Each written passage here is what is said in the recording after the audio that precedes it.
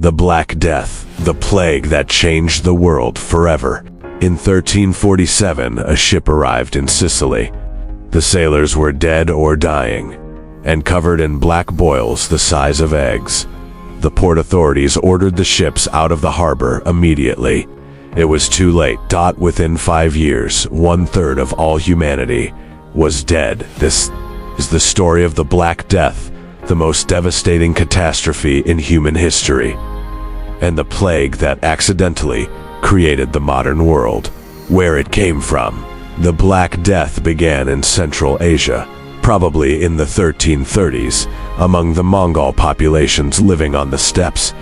It traveled along the Silk Road, carried by rats, and the fleas that fed on them, reaching the Black Sea by 1346.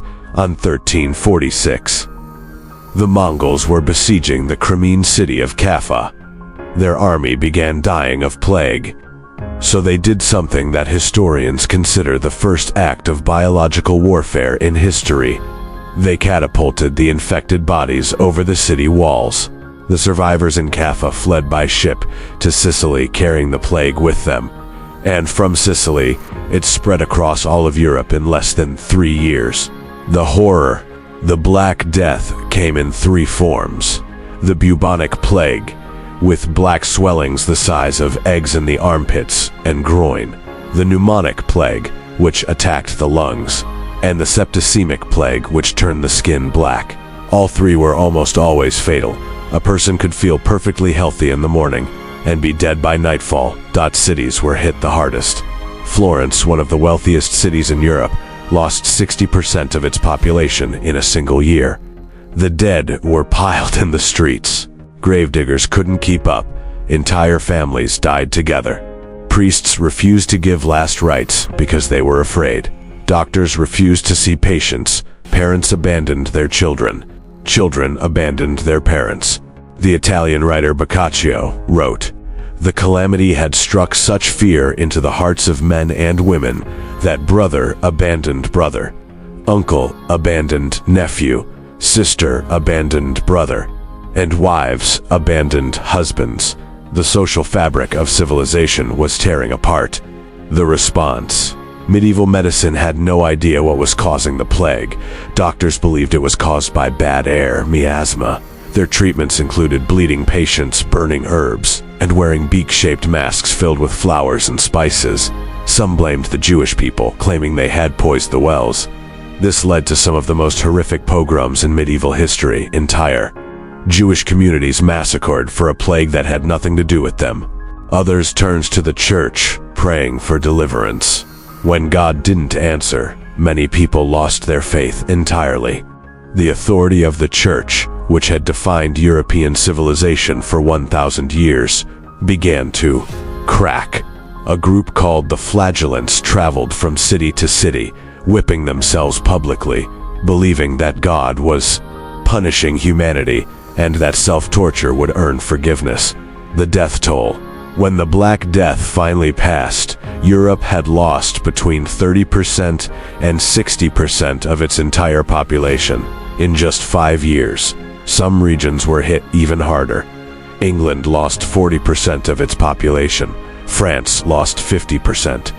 In some cities, the death rate was over 80%.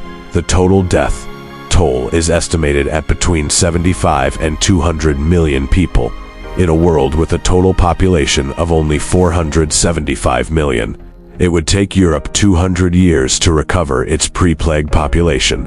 The world it created. But here is the extraordinary paradox of the Black Death, the most devastating catastrophe in human history. Accidentally created the modern world with 1/3 of the population dead. There was a dramatic labor shortage. Suddenly, peasants and workers had power they had never had before.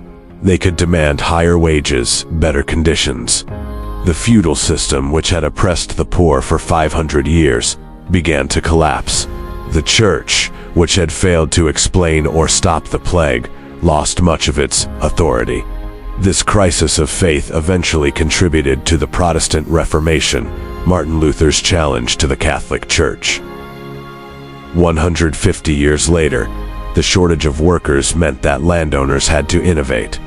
They invested in labor-saving technology. This culture of innovation, born from desperate necessity, helped trigger the Renaissance and eventually the scientific revolution. And the plague, by breaking down the rigid social hierarchies of medieval Europe, allowed new ideas about human dignity, individual rights, and the questioning of authority to emerge. Ideas that would eventually become democracy, science, and the modern world. The legacy. The Black Death returned multiple times in 1361, 1369, and periodically throughout the 14th and 15th centuries. London lost 20% of its population to plague in 1665 to 300 years after the Black Death. The last major plague outbreak was in the early 20th century, killing 12 million people in India. Between 1898 and 1908, bubonic plague still exists today, with a few cases reported every year in the American Southwest. But the Black Death's greatest legacy is this: it reminded humanity that civilization is fragile, that a microscopic organism can bring down the greatest societies ever built, and that in the face of catastrophe, human beings are capable of both the worst and the best of which our species is capable. Subscribe, because next week we go inside the story of the Age of Exploration, the Europeans who sailed to the ends of the earth and changed everything they touched.